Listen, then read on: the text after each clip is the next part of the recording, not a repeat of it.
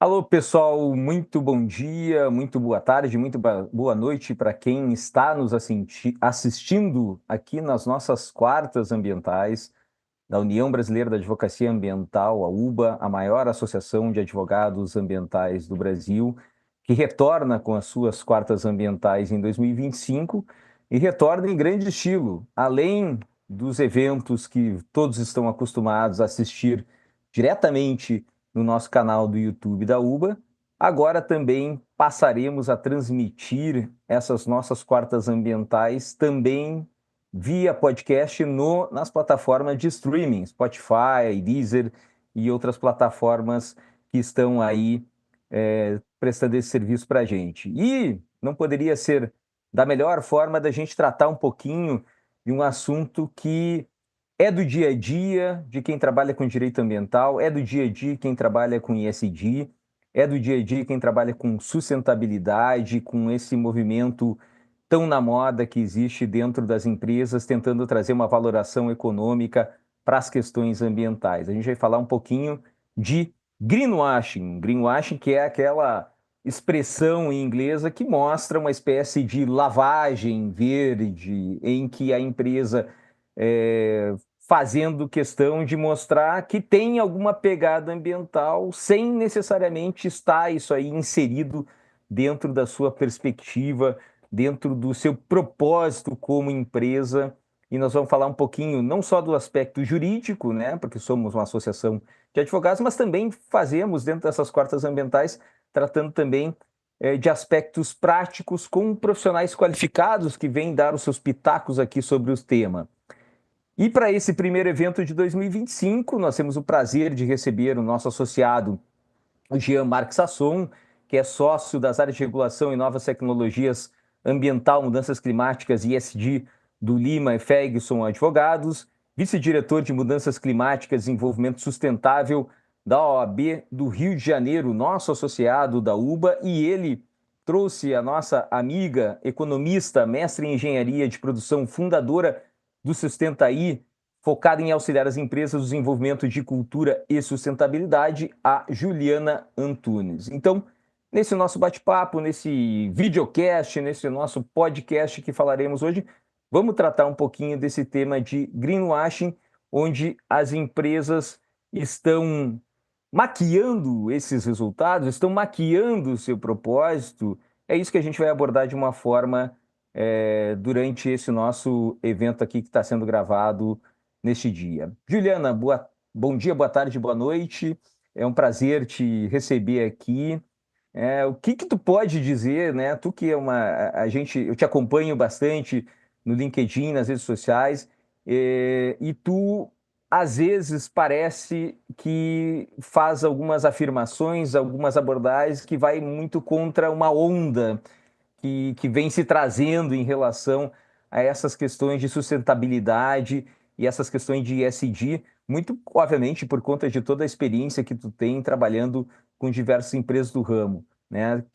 O que poderia abordar em relação a esse movimento de modismo que a gente tem em relação a essa área ambiental e sustentabilidade e o que as empresas estão fazendo de verdade e o que elas estão maquiando nas suas resultados e nas suas práticas?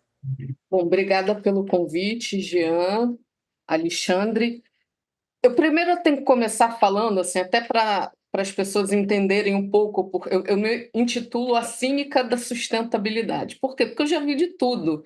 Eu estou na área desde 2007, então a gente está falando estou velha já, estamos falando de 18 anos dentro da área de sustentabilidade, bastante tempo já com consultoria, onde eu comecei a área de sustentabilidade de muitas empresas, e o que eu tenho a dizer é que o greenwashing não é uma coisa nova, tá? A gente tem ondas de moda de sustentabilidade, mas o greenwashing sempre esteve desde a primeira onda. O que eu quero dizer com isso? O que é o greenwashing?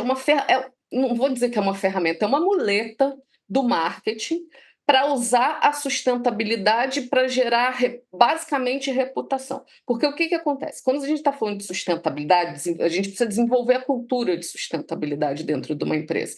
É uma mudança que a gente tem na forma de produzir, comunicar, se relacionar, vender, lidar com as pessoas. E a mudança de chave não é de uma hora para outra. As pessoas, elas não gostam de mudar. Tem uma brincadeira na inovação que diz que quando o carro foi inventado, as pessoas queriam cavalos mais rápidos.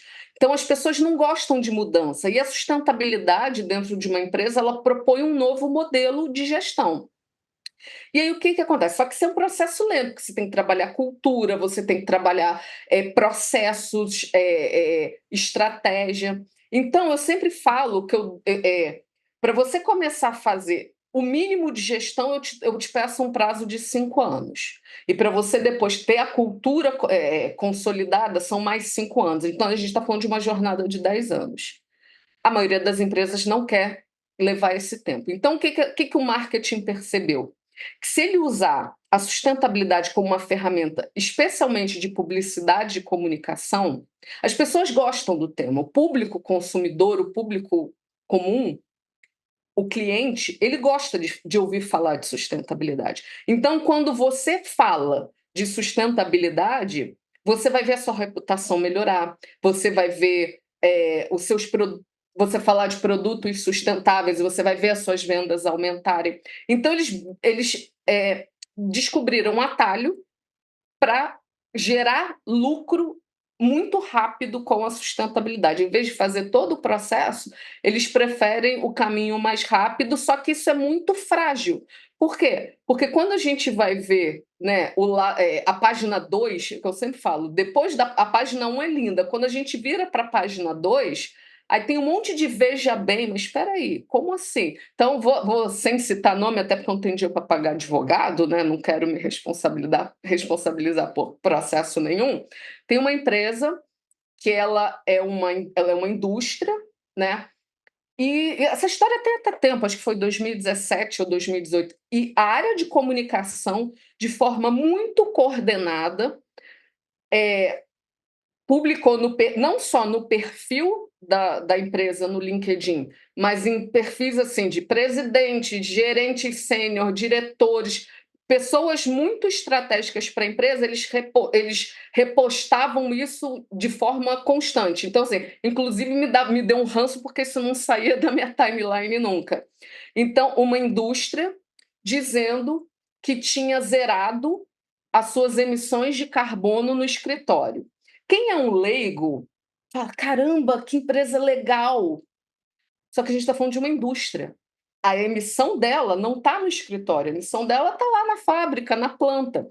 Só que quem não conhece acha que isso é muito bom. Então, esse é o tipo, né? O marketing se aproveita do greenwashing para falar de sustentabilidade, mas de uma forma muito frágil.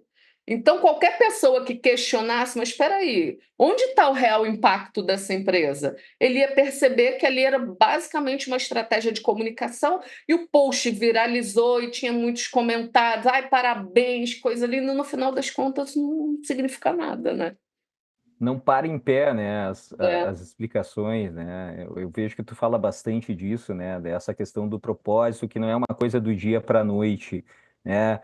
E o Jean, que também é um cara experiente, que nós, né, Jean, como advogados, a gente acaba vendo isso muito também na nossa prática diária, porque a empresa aparece com uma roupagem externa e quando e nós, advogados, quando sabemos que nós temos lá, estamos defendendo um processo lá judicial, uma ação civil pública, um inquérito civil, né, um problema de crime ambiental. Então, de alguma forma, nós, os advogados, né, na maioria das vezes, já estão por dentro desse lado mais obscuro das empresas, e acabam vendo essa roupagem também de uma forma diferente, né, Jean? Bom, primeiro, Ale, obrigado aí pelo convite, estar aqui conversando aí com os nossos ouvintes. Bom dia, boa tarde, boa noite, né? Como você falou, né, Ale? Um prazer estar com você aqui também, Ju, grande parceira de jornada. Eu acho que esse é o grande problema, Ale.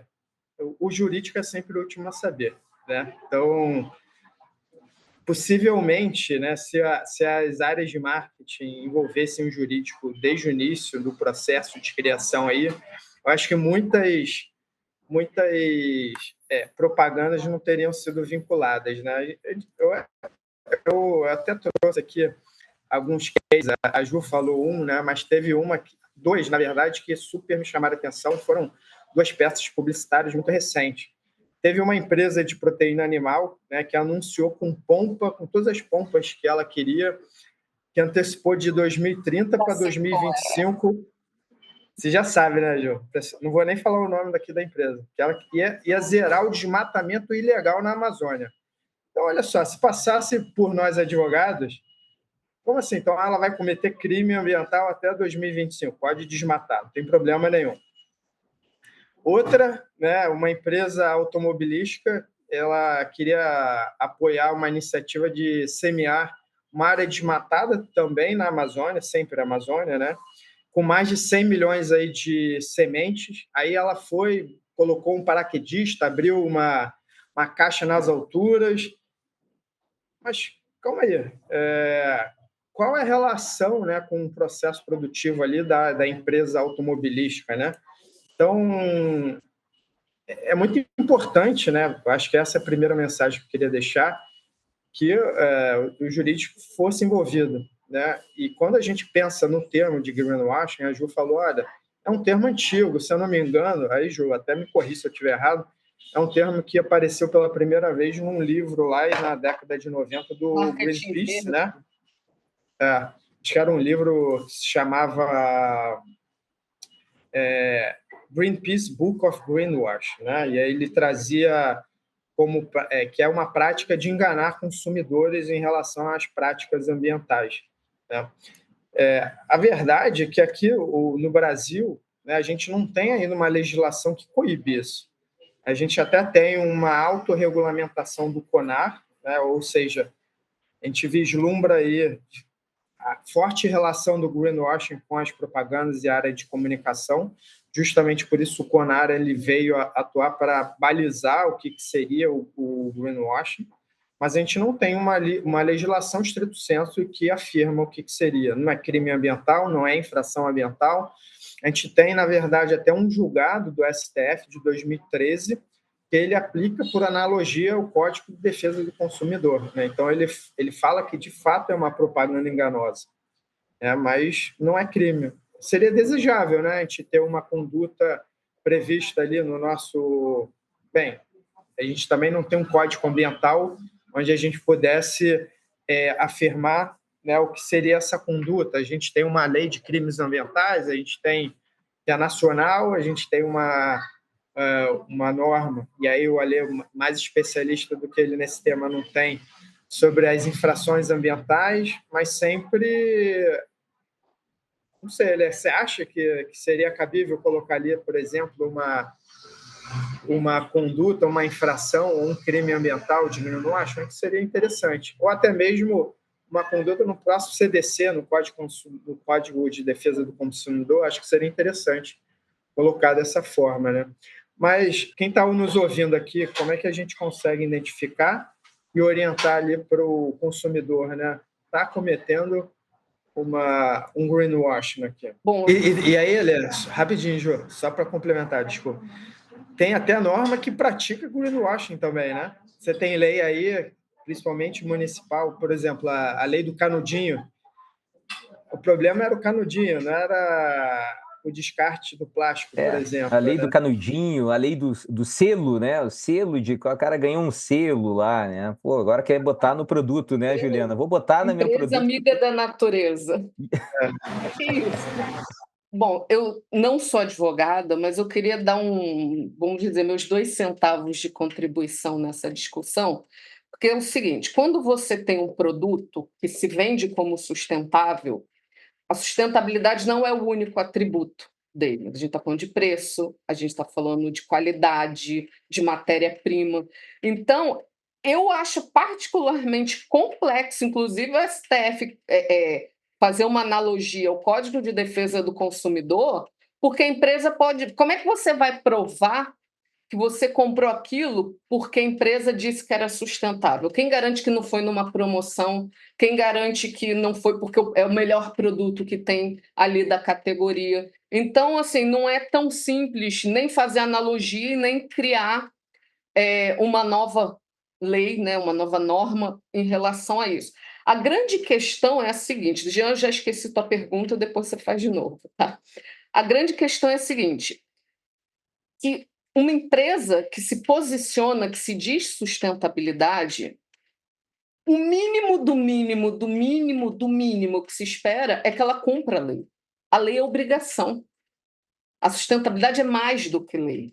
Então, se ela está precisando de lei para fazer valer a sustentabilidade dela, tem uma coisa muito errada aí. Então, na verdade, ela não é sustentável. Agora, eu já lembrei o que o Jean queria me perguntar. Assim, o que a gente pode fazer para não cair, né, no greenwashing, para uma pessoa não acreditar no greenwashing? A primeira questão é assim, se uma empresa, do nada, aparece falando de sustentabilidade, você já fica com o pé atrás, fala, peraí. Então, agora vou citar um caso também de um banco que ficou muito engraçada essa história. Essa história acho que foi de 2021, 2022, talvez. Um banco, não sei se o maior, mas um dos maiores bancos do Brasil, que assim, era um banco que nunca se preocupou com a sustentabilidade, então, inclusive tem problemas sérios de sustentabilidade, né? Nunca se preocupou, nunca investiu. Agora até tem a área de ESG, porque todo mundo está falando, está obrigando, a CVM está impondo. E aí, do nada, ele fez um marketing, fez uma campanha com umas blogueiras veganas para falar mal da carne. Vocês já adivinharam quem é o banco, sendo que o agro é o principal cliente desse banco. Então, assim, já é um greenwashing, porque ele não. Você olha para a empresa, você olha para o banco, não tem absolutamente nada de sustentabilidade. Aí, do nada, ele começa a falar disso.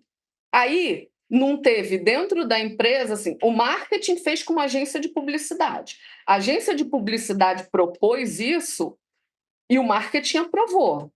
Provavelmente a área de sustentabilidade ESG nem ficou sabendo disso. E depois a coisa foi escalando de uma forma que nem o presidente do banco sabia que aquilo tinha acontecido e que desfez tudo.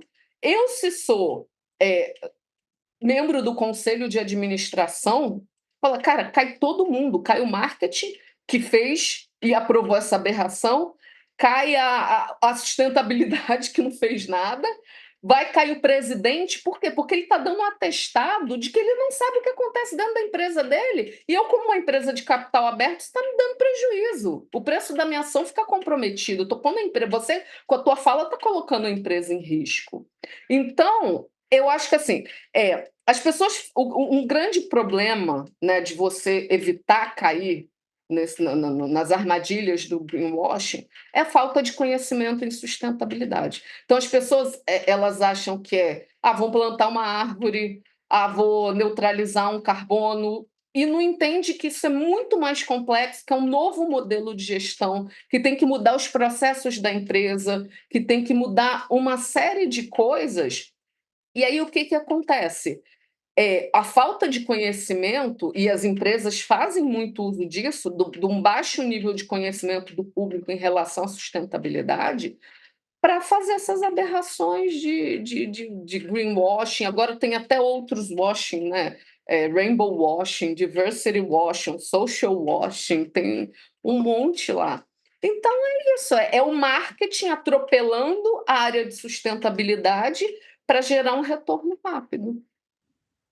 Ô, Juliana, deixa eu te aproveitar esse gancho que tu fizeste, que eu também vejo algumas abordagens, né? Isso é uma coisa que é, não me preocupa, mas eu sempre penso nisso, porque, obviamente, os advogados ambientais, né, até numa perspectiva de buscar um nicho de mercado, eles se apropriaram, né? O pessoal da área ambiental se apropriou muito desse discurso ESG. Uhum. Ele acabou exatamente porque um assunto muito novo, né? Não tem profissionais com experiência, não tem como dizer, tu tem experiência em SD? O cara disser que sim, ele está mentindo, porque ESG é um discurso, um assunto muito recente. Ele pode ter experiência, né, na advocacia ambiental, ele pode ter experiência em sustentabilidade, mas isso eu tenho sempre uma cautela do nós, advogados ambientais, querer se apropriar de uma área, né, e vejo que também, de vez em quando, tu aborda esse assunto da questão do profissional, né? Quem seriam os profissionais que poderiam dar uma resposta adequada, positiva para essas empresas, porque a gente vê como esse exemplo que tu deu mostra que os profissionais que estavam lá dentro não estavam preparados para esse tipo, né, de campanha que foi feita, né? Acharam legal, talvez, né, no momento da venda pela agência para a parte do marketing, que legal que ficou, a roupagem ficou muito bonita, mas não entenderam como é que funcionava isso dentro do contexto, né? Como é que tu vê essa questão dos profissionais que estão trabalhando na área de sustentabilidade, na área de ESG, né? Essa apropriação desses profissionais que estão acessando? Então, eu não vejo, assim, o que acontece? Não é só o profissional de direito, tem várias áreas tentando se apropriar. O SG, o discurso, você falou muito bem, o discurso é recente, a gente está falando aí de basicamente 2020, mas o SG, ele existe desde 2004, então a gente está falando aí de 21 anos. A questão é que, assim, você tem profissionais específicos, técnicos, o profissional ambiental, o engenheiro ambiental, o biólogo também querendo se apropriar de um tema que não é técnico, e às vezes até o próprio profissional de ESG querendo se apropriar de sustentabilidade. São coisas diferentes. Grosso modo, o que é ESG? É a perspectiva da sustentabilidade pelo mercado financeiro. Se você quer trabalhar com ESG, você precisa entender de mercado financeiro, porque você vai falar de crédito de carbono, você vai falar das debêntures, né? Sustainability Bond, Green Bond, Social Bond, Rhino Bond. Então, como você tem o mercado financeiro usando a sustentabilidade como um critério de investimento, não único, mas que nem a questão, quando eu falei, né, de um produto, ninguém compra só porque ele é sustentável, compra porque é bom, porque o preço está bom. Então, você tem essa questão, né, de usar a sustentabilidade como um dos fatores de investimento. Vou conceder para você um crédito mais barato. Você, como empresa, como eu posso captar dinheiro? Eu vou atender as regulamentações CVM, aí tem aquelas siglas de relatório, IFRS, ISSB, GRI e tal. Mas a sustentabilidade não é isso. Isso é um pedaço da sustentabilidade. Significa que o advogado não possa trabalhar com sustentabilidade? Não, significa que ele, no ofício do direito, ele não é um profissional de sustentabilidade. Ele vai, até porque se o regulatório fosse suficiente, não precisava existir a sustentabilidade, né? Então, a sustentabilidade ela é mais do que lei. Então, assim, você não é sustentável porque você cumpre a lei. Então, o que acontece? O advogado, o engenheiro, você pega um engenheiro ambiental, ele é técnico, né? Ele vai olhar o relacionamento dele com os órgãos ambientais, as conformidades, conseguir o licenciamento ambiental junto com o advogado, ele na parte técnica, o advogado na parte jurídica. Mas isso também não é sustentabilidade. Você pega, por exemplo, eu gosto muito de dar esse exemplo porque ele é bem fácil. Você tem área de suprimentos, área de compras dentro de uma empresa. Se você não insere a sustentabilidade dentro do seu processo de compras e passa a exigir isso dos seus fornecedores, você está pondo a tua empresa em risco. Por quê? Você vai olhar o menor preço, então você pode contratar de uma empresa que está fazendo trabalho análogo escravo, trabalho infantil, está desmatando, não cumpre com as regulações que ela tem que cumprir. Então, mas aí é um profissional de meio ambiente, é um profissional de direito, o advogado ambiental que vai trabalhar esses processos? Não, é o profissional de sustentabilidade. Então, o profissional ele precisa entender de gestão. O advogado que queira trabalhar com sustentabilidade, eu sempre recomendo, vai fazer um curso de gestão, gestão empresarial, gestão da sustentabilidade, porque ele precisa entender o negócio, não é a lei. Sustentabilidade não lida com lei. Quer dizer, o advogado vai ter que se despir de todo o viés dele regulatório para trabalhar em sustentabilidade. Sustentabilidade não tem assim uma formação específica. Qual é a melhor formação? Eu digo assim, tem 3 que facilitam, mas não garante nada, que é a administração, só que aí você vai ter que ter um olhar de sustentabilidade, a economia, porque você vai ter não só a parte de finanças sustentáveis, mas também porque tendências, né? Você analisar cenários futuros. Por exemplo, a minha pesquisa de mestrado, quando eu fiz na engenharia de produção, é qual o futuro da indústria de petróleo e gás num cenário de descarbonização da economia. Então, eu estava olhando para daqui a 20, 30 anos. A gente tem o quê? Uma tendência de trabalhar uma economia de baixo carbono. A indústria de petróleo e gás, que é a indústria mais rica do planeta, ela é altamente intensiva em carbono, então ela vai sofrer um impacto. Então, como é que ela faz essa transição para o baixo carbono?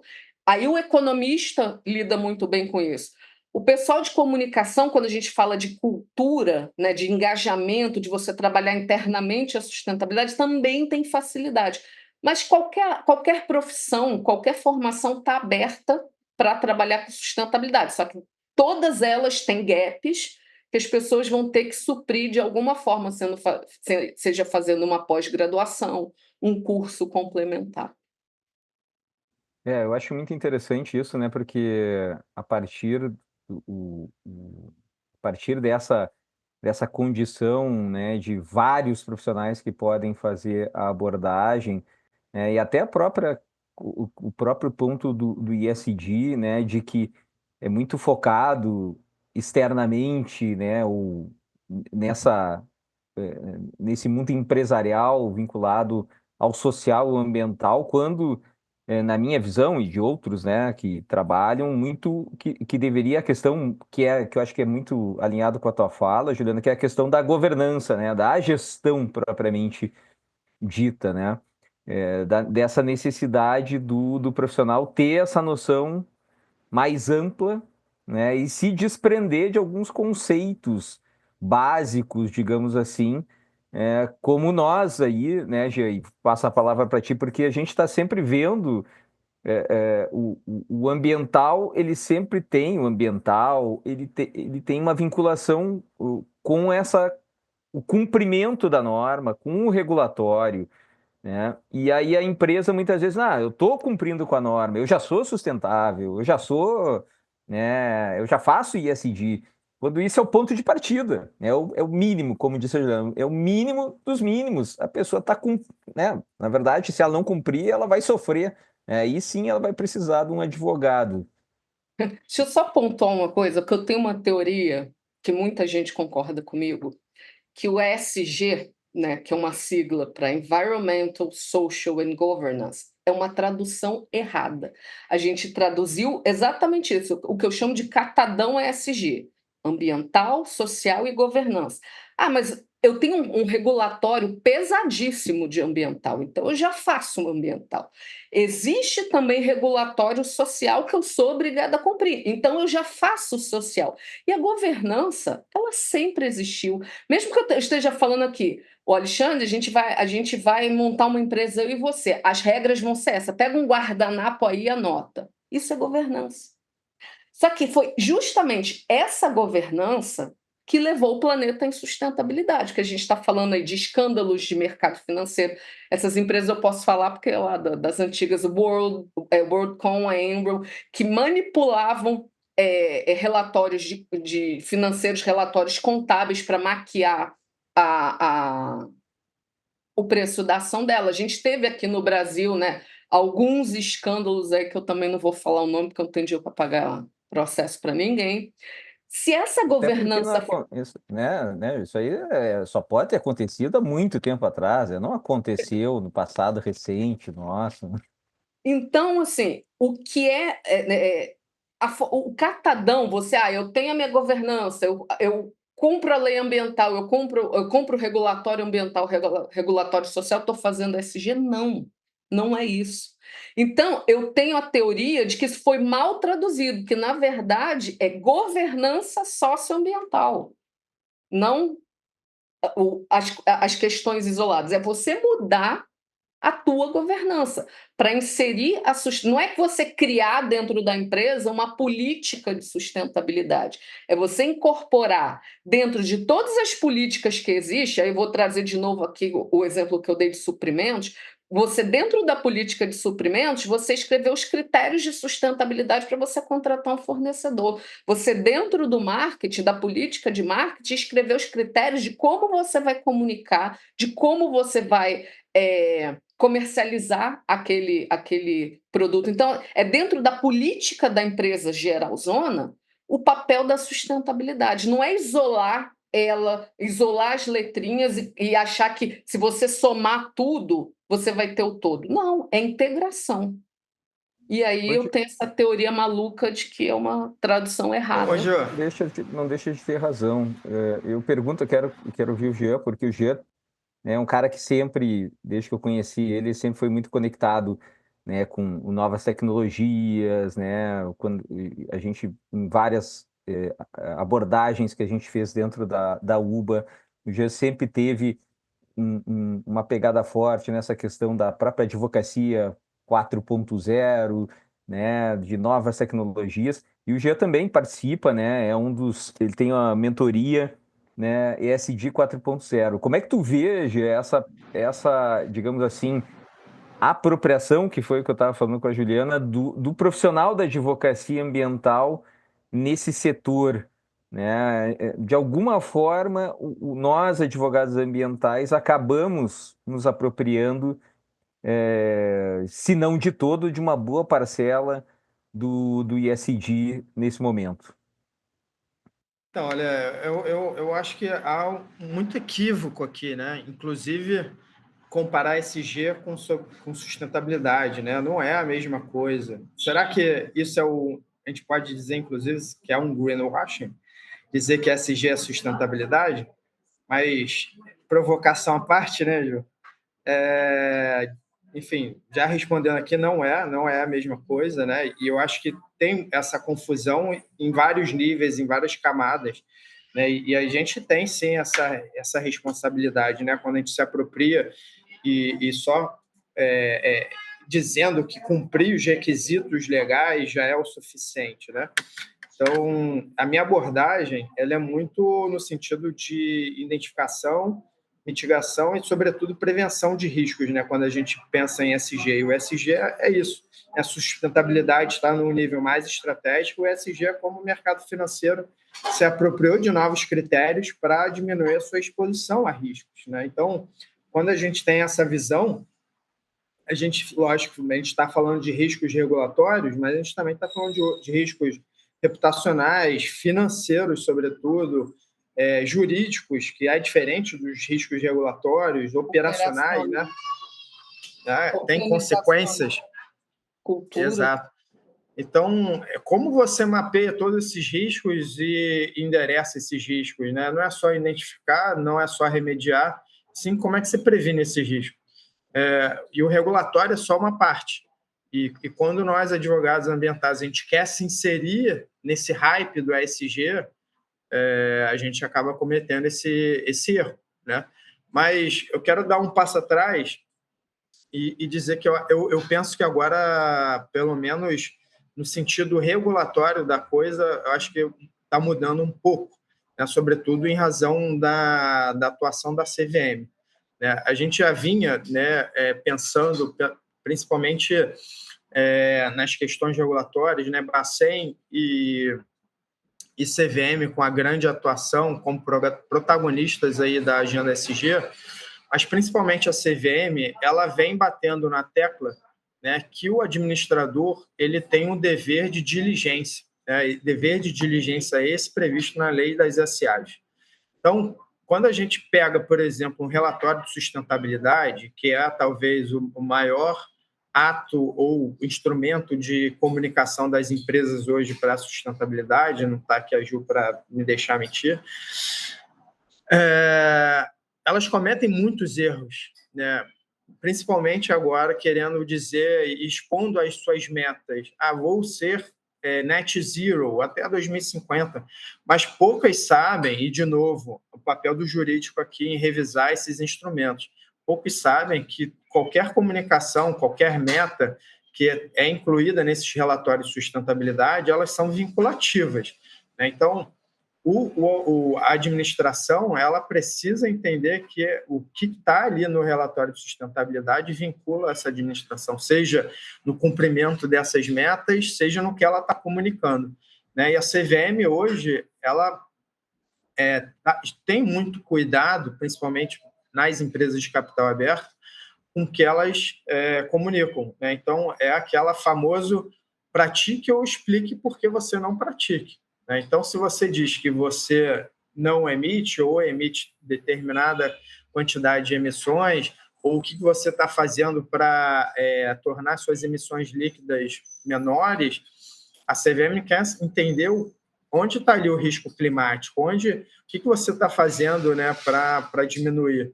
E se você está comunicando de forma errada a CVM ou de forma mentirosa, que é o greenwashing, a CVM pode sim sancionar a empresa, sancionar o administrador. Tem a recente decisão da CVM em face da Vale, aqui, que eu acho que é um divisor de águas, e onde a própria CVM traz isso de forma muito adequada e aberta sobre o dever de diligência. Então, eu acho que a gente vive e a própria CVM está adotando agora um modelo novo, né, de relatório, que é o FRS, S1 e S2, onde ela vai juntar, de fato, o modelo financeiro e contábil, né? Então, eu acho que esse vai ser um divisor de águas assim, para as empresas. Elas estão começando a entender que o greenwashing não é só comunicação e que elas podem vir a ser sancionadas por isso. E nós, advogados, temos um papel cada vez maior de incentivar, de conscientizar e esclarecer esses pontos. Eu acho realmente isso é uma quebra de paradigma, mas aí vem aquela cética, né? A CVM vai ter que processar todo mundo, né? Porque, assim, um dos critérios de greenwashing, uma questão que é greenwashing, né? Então, assim, o ESG, o mercado financeiro, colocou luz no relatório de sustentabilidade, que até então era uma obra de ficção da empresa, tá? Ela reportava ali só o mundo bonito, ela era a mais sustentável do mundo e todo mundo acreditava. E aí, o que acontece? A regulamentação da CVM, o próprio ESG exigindo, né? Mas qual é o impacto financeiro que esse indicador traz para mim, que esse risco traz para mim? Então, as empresas estão focadas hoje. O que acontece? A gente está em crise. Então, houve uma retração de investimento em sustentabilidade dentro das empresas. O mercado está bem ruim. Só que o mercado de relatório está bombando. E aí, por quê? Porque a CVM está exigindo. Então, assim, ela é a primeira do mundo a exigir o modelo IFRS, assim, já vai ter que entrar no ano que vem. Então, ela está bem rígida. Só que, como as empresas retraíram o investimento, ia ser uma briga que eu sempre tive, porque o que acontece? Sustentabilidade é da porta para dentro, relatório é da porta para fora. Então, a gente tem aí um novo greenwashing, que é você usar eufemismos para contar uma história de uma forma que aquilo não fique ruim. Por quê? Porque a empresa não quer se expor. Só que ela também não está fazendo, porque ela está com retração de investimento. Então, o que acontece? Vamos criar uma maneira criativa de contar o que a gente está fazendo. Ou então pegar o catadão ESG, porque eu acho muito legal a iniciativa da CVM, só que eu acho que ela ainda não tem a maturidade para analisar de uma forma crítica. Então, assim, eu conheço muitas empresas que faz esse catadão ESG e o mercado financeiro aceita tranquilamente. Por quê? Porque ele também não entende. Então, no final das contas, é tudo sobre pessoas e cultura. Se você não tem uma cultura de sustentabilidade, você vai aceitar qualquer coisa. E as empresas vão falar, olha, vão usar o regulatório como uma coisa positiva, os projetos que ela é obrigada por lei a fazer, ela vai colocar de uma forma positiva, uma agenda, vai criar uma agenda positiva para poder falar aquilo que ela é obrigada. Porque o da porta para dentro está basicamente num nível de regulatório.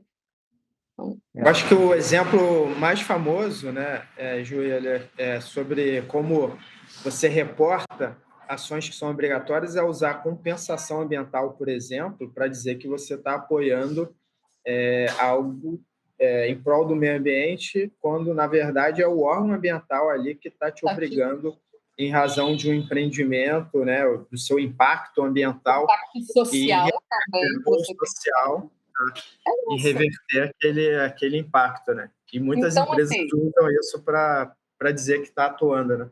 então, CVM, se você estiver me assistindo aqui, eu te desafio, eu te desafio a enquadrar essa galera do greenwashing. Não aceitar o relatório, porque assim, a due diligence, né, ela vai olhar aquilo que ela está relatando, ela vai verificar se aquilo que ela está relatando está condizente. Mas o problema é o que ela não está relatando, é isso que vocês têm que olhar. Então, eu te Ô, digo. Ju, você está desafiando, mas eu já posso te responder. E isso aqui, eu vou dar um furo, um spoiler. Eu conversei com eles ano passado e isso não está na agenda regulatória deles, nem. Enfim, eles não vão fazer nada quanto a isso, não é prioridade da CVM agora. Talvez no futuro. Isso, então aí vira as ondas, a gente tem as ondas, né? Aí agora todo mundo vai estar preocupado em fazer relatório e e só olhar para aquilo que é obrigatório e vou reportar aquilo que é obrigatório para não me complicar ali depois com a CVM. Aí a CVM brinca de fazer sustentabilidade, as empresas brincam junto com ela. É isso. Isso, eu acho que isso faz muito parte de um processo, que isso aí algumas pessoas já tinham me alertado, né, desse modelo, né? A gente vai começar a exigir coisas das empresas, mas quem é que está exigindo? Né? A pessoa que está exigindo não sabe o que ela tem que exigir. Exatamente, exatamente.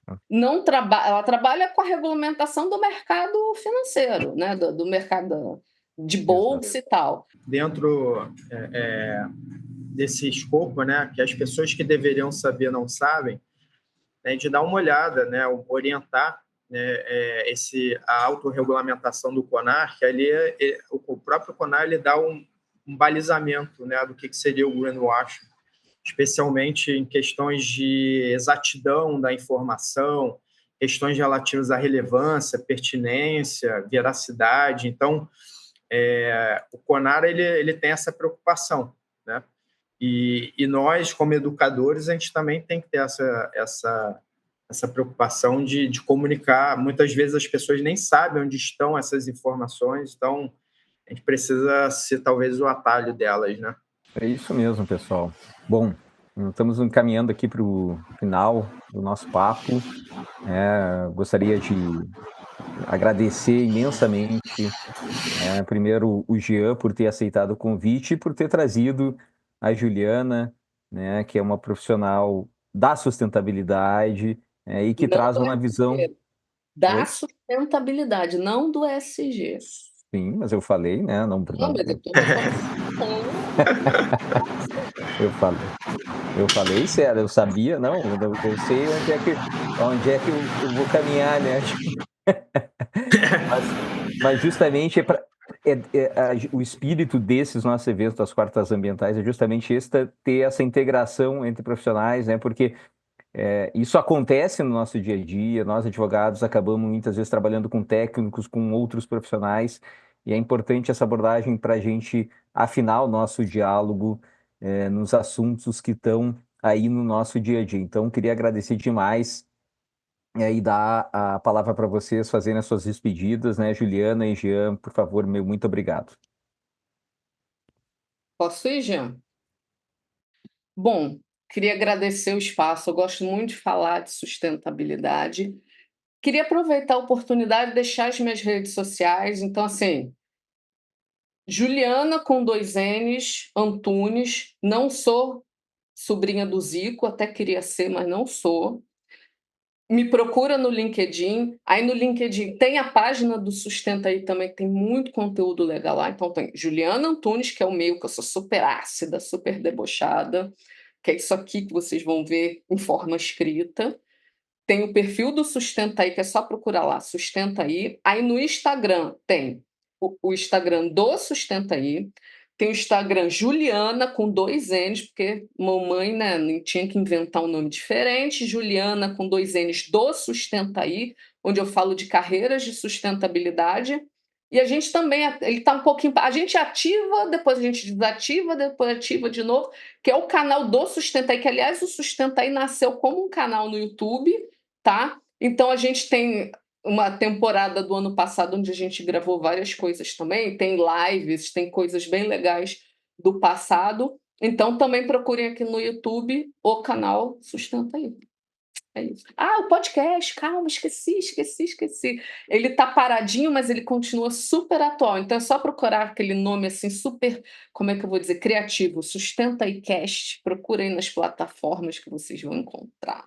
E tem o Sustenta Aí Academy também, Ju. Esquece Não, não. então, é que eu não sou muito boa de marketing, é coisa outra. A gente está Ju. lançando em março uma academia aberta para o público, né? Que eu falo, bati tanto aqui, né? Tá faltando conhecimento e tal. A missão do Sustenta Aí é democratizar o conhecimento da sustentabilidade. E o Sustenta Aí Academy é justamente isso, para dar vazão à nossa missão. Então, a gente está abrindo uma academia de sustentabilidade, vai ter vários cursos de vários temas, a gente vai estar montando trilhas de conhecimento. Ah, eu sou advogado, o que eu preciso saber de sustentabilidade? Ah, eu sou administrador. Ah, meu nível é básico ainda, o que eu preciso saber? Ah, eu trabalho na área tal. Então, a gente está montando isso. Então, vai ter vários cursos, cursos gratuitos, cursos pagos, mas o que eu posso garantir para vocês é acessível para todo mundo.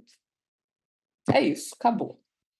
Valeu, Ju. Obrigado aí pela parceria, ter aceitado o convite para a gente bater esse papo hoje. Super legal. Parabéns ali e a nossa UBA aí pela iniciativa. As quartas ambientais já são referência, né? E, enfim, agradecer o espaço também aqui para falar de um assunto tão importante, deixar também minhas redes sociais.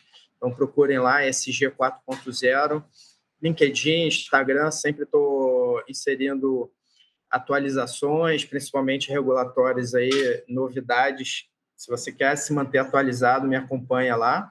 E eu acabei também de lançar minha mentoria, a mentoria SG 4.0, que é para executivos, profissionais emergentes, pessoas que querem trabalhar com SG, mas também querem trabalhar com essa área mais tecnológica, privacidade, proteção de dados, inteligência artificial, como que você vai gerir os riscos na era 4.0, né? A era da sustentabilidade, a era tecnológica. Então, me acompanhe, vem com a gente, que você vai se transformar aí, tenho certeza. Valeu, pessoal. Eu queria só deixar uma última provocação e deixar uma pulga atrás da orelha, e eu não vou responder essa pergunta. Se o greenwashing existe, né, ou seja, o greenwashing ele é uma forma errada, né, de se fazer as coisas, significa que as pessoas já entenderam a forma certa de se fazer. Né? Então, significa que é importante, né? Por que não faz da forma certa? Ou talvez não saibam, né? Eu não tenho toda essa certeza que saibam.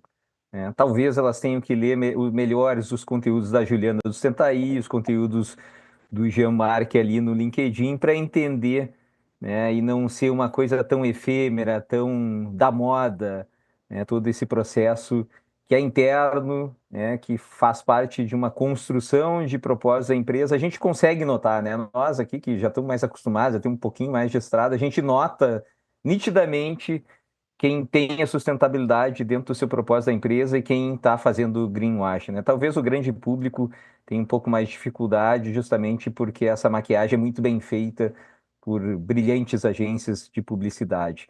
Mas, enfim, pessoal, nosso muito obrigado pela participação da Juliana e do Jean nessa nossa estreia das Quartas Ambientais no ano de 2025. Não poderia ter sido melhor esse nosso bate-papo, não só aqui no nosso canal do YouTube, mas também no nosso podcast das Quartas Ambientais. Agradeço demais a presença de vocês e nos vemos em breve numa próxima Quarta Ambiental, tá bom? Grande abraço e até mais. Tchau!